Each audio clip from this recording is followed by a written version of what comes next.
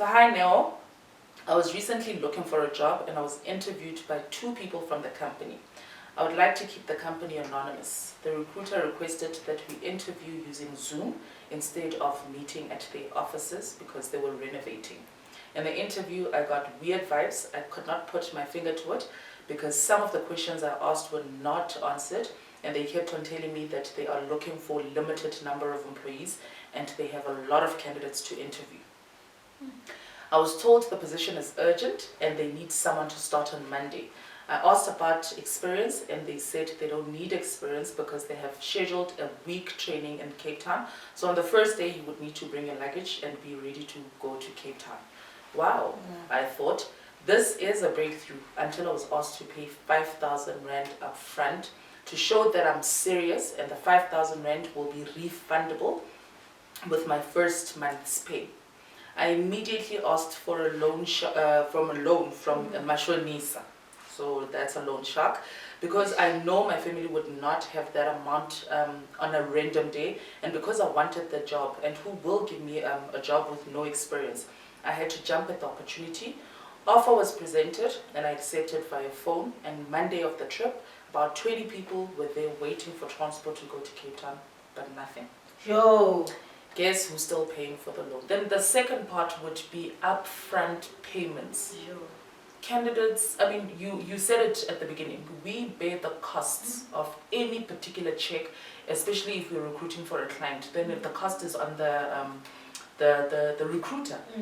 If the client would ask you, a specific company is recruiting, yes, they may ask you for a police clearance. That's something different. But in terms of any other check, they would bear that particular cost. So if you are being asked to pop out a certain number of money for whatever reason, that is also a red flag. Yeah, sometimes they come and say it's for training purposes.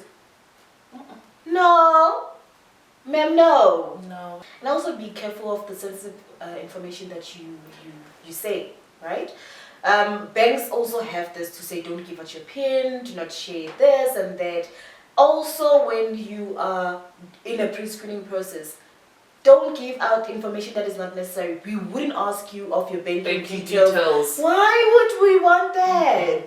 Because the banking details come at a very later stage where now you have already been given an offer, you've accepted the offer, now we need to load you onto the payroll system. That's when we're going to ask for your banking details. 1, 2, 3, 4.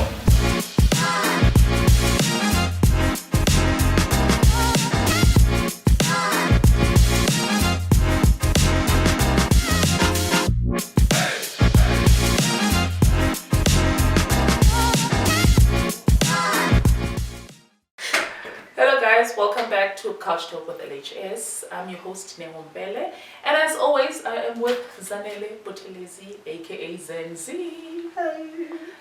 Zan, what an amazing, stressful week this has been. It's been a combination of everything. Alright, so I think today, because it's just the two of us again, with no visitors today, there was just a few interesting things that happened this week. Very, very interesting, or something that was painful to hear, but it does happen. So I got a DM from somebody who asked to remain anonymous. So I'm just going to read through what this person said, right? And then maybe we can tackle or come up with a topic from there, because apparently we talk too much. So the DM reads as follows. So hi Neo, I was recently looking for a job and I was interviewed by 2 people from the company. I would like to keep the company anonymous. The recruiter requested that we interview using Zoom instead of meeting at their offices because they were renovating. In the interview, I got weird vibes. I could not put my finger to it because some of the questions I asked were not answered, and they kept on telling me that they are looking for a limited number of employees and they have a lot of candidates to interview. I was told the position is urgent and they need someone to start on Monday. I asked about experience and they said they don't need experience because they have scheduled a week training in Cape Town. So on the first day you would need to bring your luggage and be ready to go to Cape Town. Wow, I thought this is a breakthrough until I was asked to pay 5,000 Rand up front to show that I'm serious, and the 5,000 Rand will be refundable with my first month's pay, I immediately asked for a loan from a mashonisa. So that's a loan shark, because I know my family would not have that amount on a random day, and because I wanted the job, and who will give me a job with no experience, I had to jump at the opportunity. Offer was presented and I accepted via phone, and Monday of the trip, about 20 people were there waiting for transport to go to Cape Town, but nothing. Yo! Guess who's still paying for the loan, the loan shark? That is sad. This is very sad. That is very sad. It's so sad because there's a lot of people that are not employed. Our employment rate is very high. People are getting desperate. There's responsibilities that they have. And unfortunately, some people would resort to then doing everything in their power to ensure that they get employment. Then they are scammers. You know, there's a lot of... When I read this, my first thought was the amount of educating that we do to our candidates. The amount of information that we reveal to our candidates just so that they are put at ease. Because there's a lot of human trafficking, there's a lot of people being scammed, which this is one of them. I mean, for this particular person, if you are unemployed, you really don't, it's a struggle to have your CV printed. I'm going to make an example. We had a candidate not so long ago that came for fingerprints. Yeah. So the candidate came in, and actually, just as a general talk, because we, we'd like to have conversations with people, and said, it's such a lot of money for me to come and take my fingerprints each and every single time because of the validity of the results.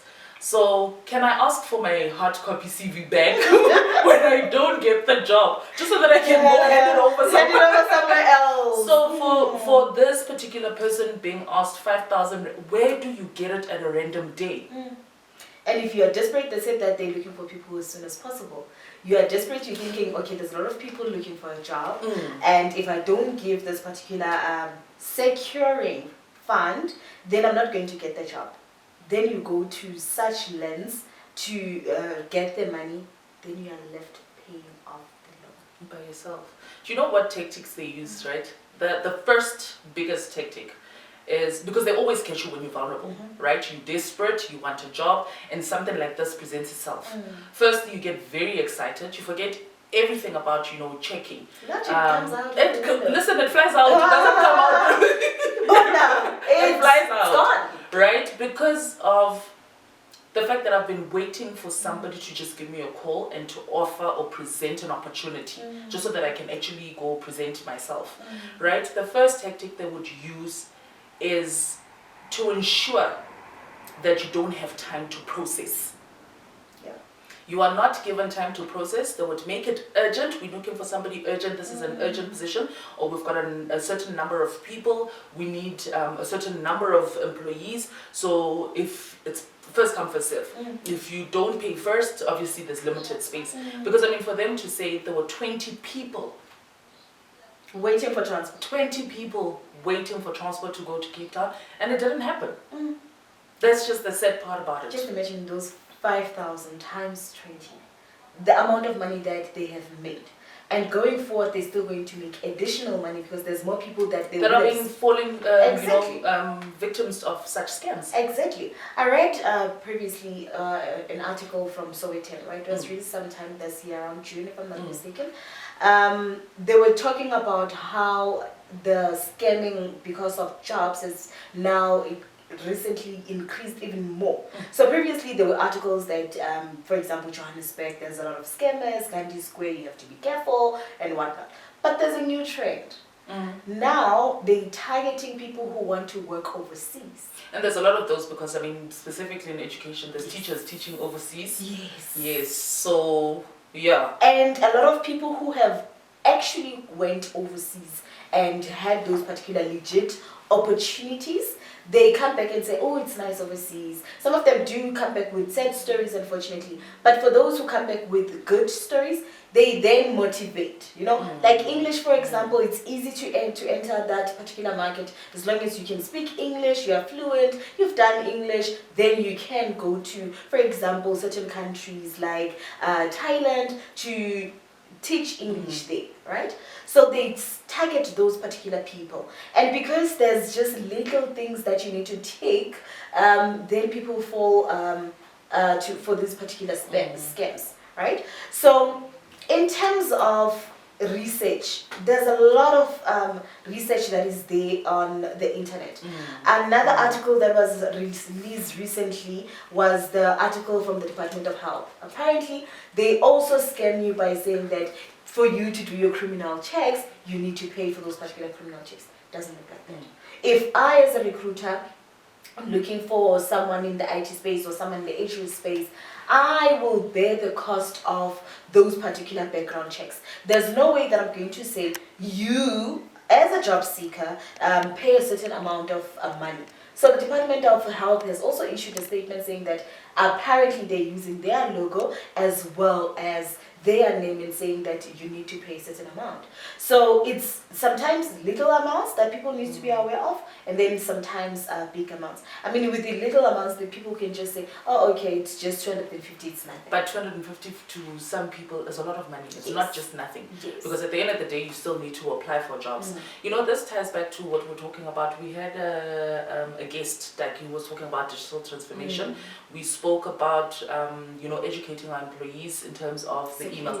It's exactly the same thing in terms of security, you know, cyber security. It's exactly the same thing with candidates or job seekers, rather, that verify the details, verify the email addresses. The fact that it says DOH or department, it does not necessarily mean, if you need to call them. If you are close by, just go and just double check, just so that you are not, you know, you are not a victim of such things, because I mean, it's happening. You're reminding me of something that also happened to us recently. No. I'm trying to move away from such things. You're reminding me of something that recently, just to give you a bit of background, guys. So recently I received an email. The email was from Neo. Apparently, it was from Mpele, and it was an email requesting that she would like to change her banking details. Surprise, surprise. So when you have a closer look at that particular email, it says Mpele, but the actual email, you know, in emails you would have someone's name, then and then the actual email address, yes. Then the actual email was something totally different. The sad part, sorry, Zanele, the sad part about that, I'm sitting in front of you. Imagine! You were sitting in front of me. Imagine! Because I remember on that day, I think we were busy with training or showing you something like that. And we literally see you not on your emails, and our emails are very quick. Yeah. So an email, when it pops, you're like, okay, now it's sending me this. The funniest thing is that person doesn't even know how our payroll system works. So immediately you're like, oh God, here we go. Tell the full story. So apparently I asked Zanele to change banking details for the current payroll. So Zanele and myself, being our usual selves, we thought, this is interesting. Let's continue. Let's play. Let's play, Noah. We've got time to do this. Yes. You sent an email back asking the person to complete our new because we do have forms, just so that we can verify. Yes. So that was just to verify, and this happens with all our employees, wherever we are. So you ask the person to complete the banking details. Yes. The person did complete the banking details and submitted proof of bank that has my name and surname on it. Yes. Then later on, we realized the person has submitted the information. You went back again for a copy of ID, and that's where the game stopped. Yes, because I requested a copy of the ID as well as a signed form. The form was submitted, but the signature was fraudulent, and it wasn't even anything close to how Neo signs. The actual proof of banking detail seemed very legit. Must give the person the credit. It seemed very legit, like it was a Standard Bank. It was a Capitec, ne? It was a Standard Bank. It was a Standard Bank, banking details, the logo, everything looked legit. The only thing was that we had caught on the line. Yeah. So be careful of such things. Check the email, verify the email, verify that the signature is someone's signature. I mean, if you are in that particular department, for example, HR department, look for those particular things. The employee would have signed a contract. You know how their signature is. So if there's something that looks weird, call the person. Did you send me something like this? If you don't know how to verify. For job applicants, it's easy also to spot certain things. Look at the email that the person communicated through with. Look at the number that the person would have communicated through with. Look at the link if it's a job that requires the link itself, because the link itself could be saying let's hello HR services, but when you click on the link, it's something totally different. Direct you to something different. Yes. So it's those particular things that you look for. It's not advisable to pay any fee when they say that there's a job, you need to pay. You're a job applicant, where do you get the money? Exactly. So let me just start off by, because I want us to use this particular session, right, to make people aware and maybe just to educate people and to have things that they can look out for if they receive calls or emails. So firstly, if you receive a call from a company or from a recruiter, the recruiter will have to tell you where they're calling from. Yes. And where they got your CV. And where they got your CV. Yes. Because in certain circumstances, and that's what we've seen as well, we approach people that have not applied for the positions that we posted. So we either headhunt or we just source via the job search engines that we make use of. So we would need to declare where we got your CV from, right? Tell the person where you are calling from. And candidates must not be afraid to ask and verify who you are, what you're talking about, where you got my details from, and then just in terms of, you know, the telephone numbers. I know at times, in most cases, companies would call you with a 011 or like a, you know, work telephone number, not necessarily a cell phone number. But in certain circumstances, we also have cell phone numbers where we're calling, but we usually just inform the candidates, and then they would also just look at do their own research, and then just go source and check if those positions are available or not. So that's very, very important. You're bringing up an important point. I pre-screened a candidate recently, and when I was doing the pre-screening process, I told the candidate where I'm calling from. I explained what the position was about and whatnot and whatnot. And what he said was very interesting, and I applaud that particular candidate. He said, you know what, I'm interested in this particular position. Please do send me an email. Let me have a look at the spec. Then we can talk after. Take it from there. Yes, right? He had a look at the spec, and then he advised when I could call the candidate. 100%. By the time I called him, he had already went to our website. He verified if the position was listed on the website. He had already checked if we are a legitimate custom company or not. And those kind of things, they impressed me to say, you're not going to just take my word for it and give me certain information, because during a pre-screening process, we look at certain information. So you're not just going to take my word for it, and especially if you did not apply for the job, it's a headhunting process. So I applaud that particular candidate. Do your thorough research first before you can even. Very, very important. Regardless of how desperate you are. It would save you a lot, in all honesty. So do the research, make sure you know who you're talking to, or just research the company, right? Then the second part would be upfront payments. Candidates, I mean, you said it at the beginning, we bear the costs of any particular check, especially if we're recruiting for a client. Then if the cost is on the recruiter. If the client would ask you, a specific company is recruiting, yes, they may ask you for a police clearance. That's something different. But in terms of any other check, they would pay that particular cost. So if you are being asked to pop out a certain number of money for whatever reason, that is also a red flag. Yeah, and sometimes they come and say it's for training purposes. No. Ma'am, no. No, it can't be. It can't be. Because you remember when we take you in, there's an onboarding process that we need to embark on. So when we embark on that particular onboarding process, already as a company, we would have prepared the documentation, everything that has to do with that particular training. So when you come in as you are, and if the work that you, let's say for example, you don't have the necessary skills for that particular job, we would have to train you for that, even if you have the skills. The way we do things as company is different. So you need to understand how we operate as a company. So there's going to be training that is free of charge. If they immediately they say you need to pay for a certain training, that's also a red flag. And then the third one is location. You know, when you Google or you talk about scamming and things that were on social media, there's locations that are identified as red flags. So if you are being called or asked to go to those different places, and there's a lot of them in Pretoria and Johannesburg, a lot of them.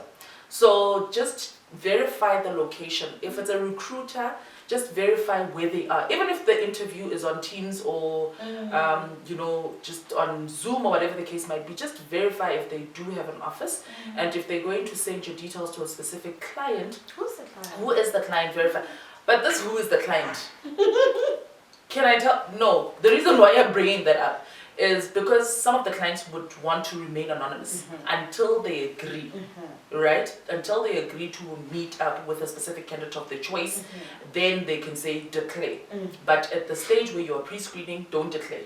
So as long as at least you've got the details of the agent or the agency, it's fine. It's still, you know, you can deem it legit, yes, until you get, you know, called or if the client would want to see you for an interview. And also be careful of the sensitive information that you say, right? Banks also have this to say don't give out your PIN, do not share this and that.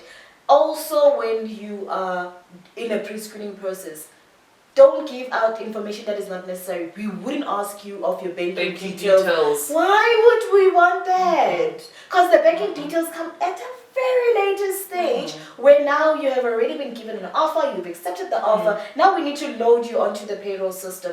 That's when we're going to ask for your banking details. Be careful, guys, be careful. We cannot emphasize this enough. Yeah. And then another warning or something to look out for is, I know there are jobs that are urgent, and obviously employers, if you need to serve a certain notice, they will wait for you if they really want, you know, want to have you on board. However, if certain recruiters would push you for an early start date, or when they call you, oh no, it's an urgent position, we want somebody to start tomorrow, that may also be a red flag. Because again, like I said earlier on, is that they don't want you to process the information. Whatever you get, you must act then. Because the minute you start thinking properly, that's when you start putting two and two together that certain things are not making sense. While we're still at it, we've got another story. Well, now we almost got scammed a lot of times, eh? Like I'm just like... It's funny how we laugh about these things when they happen. Yeah. Some of them are painful. They're not necessarily... They are painful in a sense that, especially when I got that, I was upset. You know, I was upset that how can somebody try and do that? You know, these are my details. I was very upset. So another scam, but this is not necessarily on the job seeker. We're a company and we apply for tenders, right?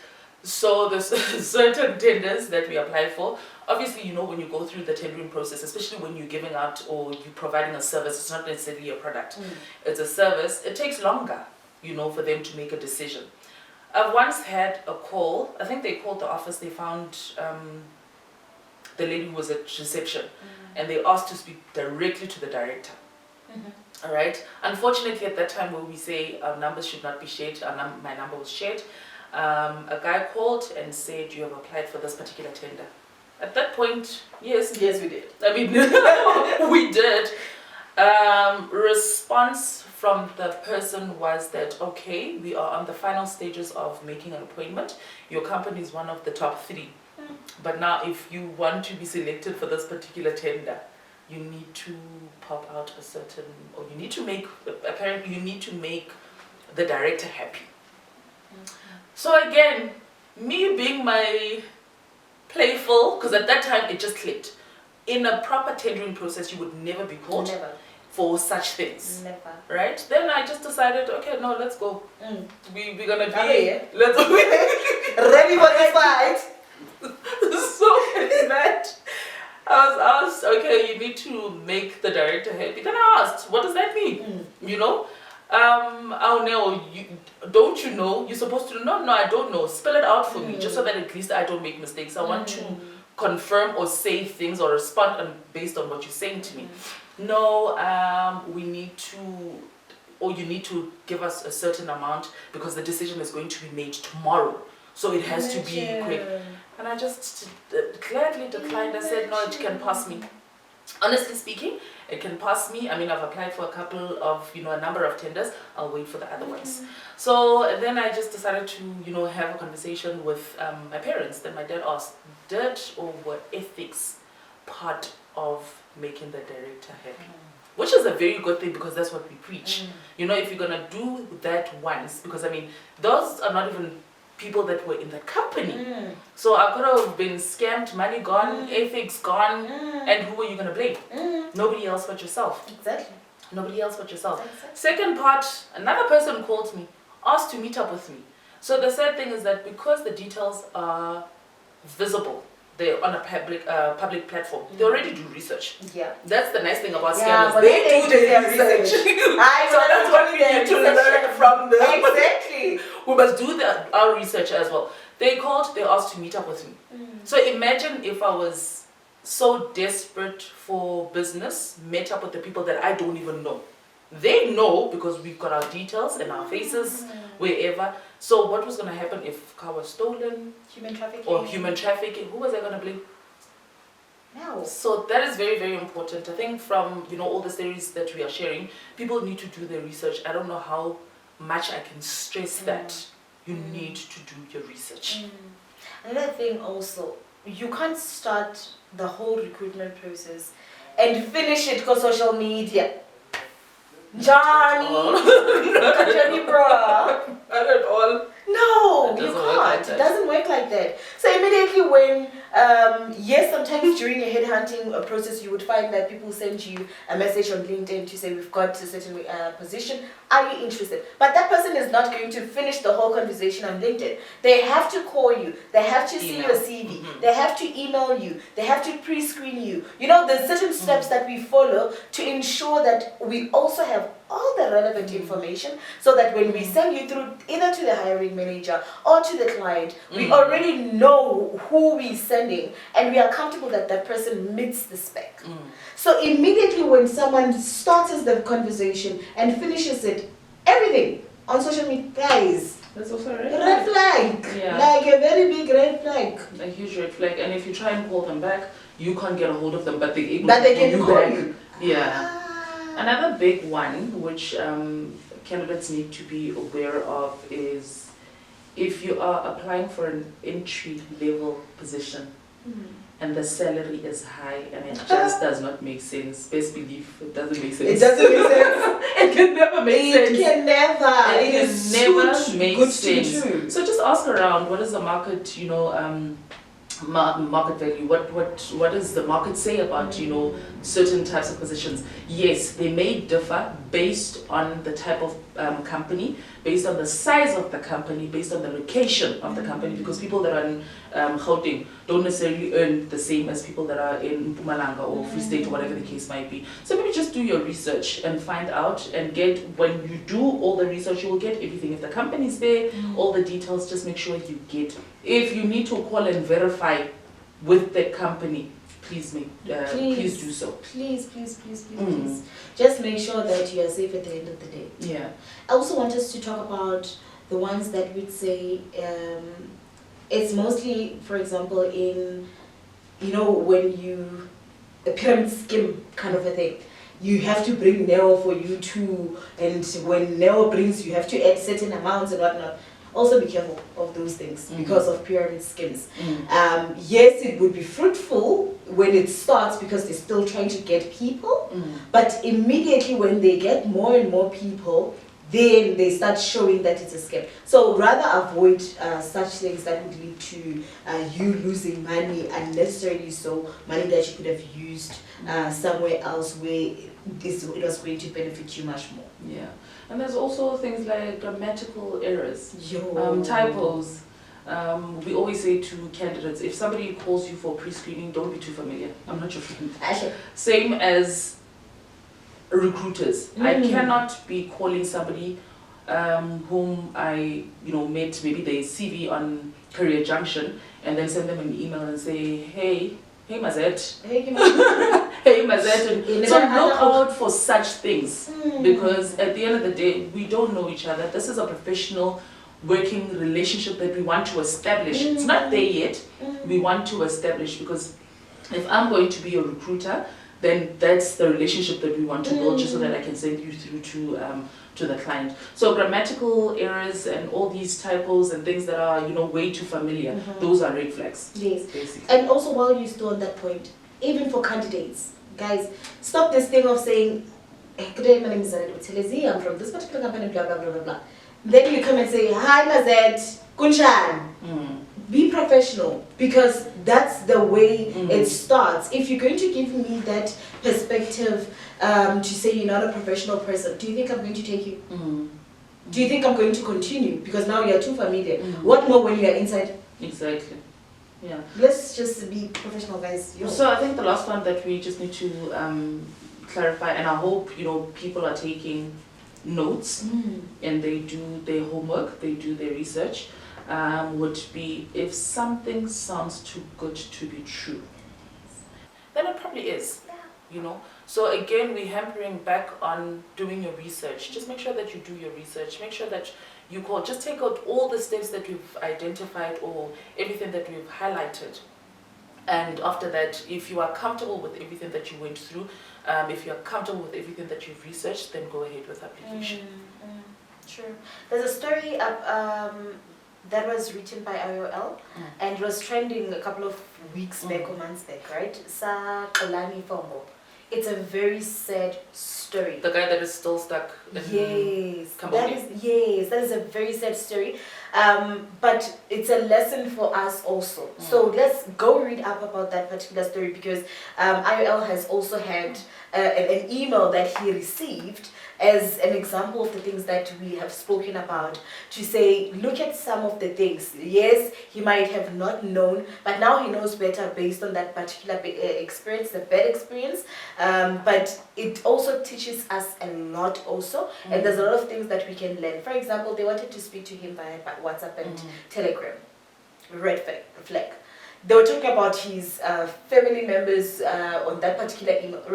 Red flag! I remember that they were hoping that the family members are well. Like, going to be around me.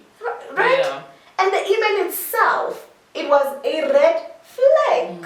Because it's not from a registered company, it's a personal or private email address. So look at those particular things. So guys, be extra. If you're not sure, ask. Talk to your family members. Talk to people who are working. Talk to people who are in the HR space. We are here for you guys also. Ask us those questions. We are here to advise and give guidance. So ask those questions so that you get the correct information.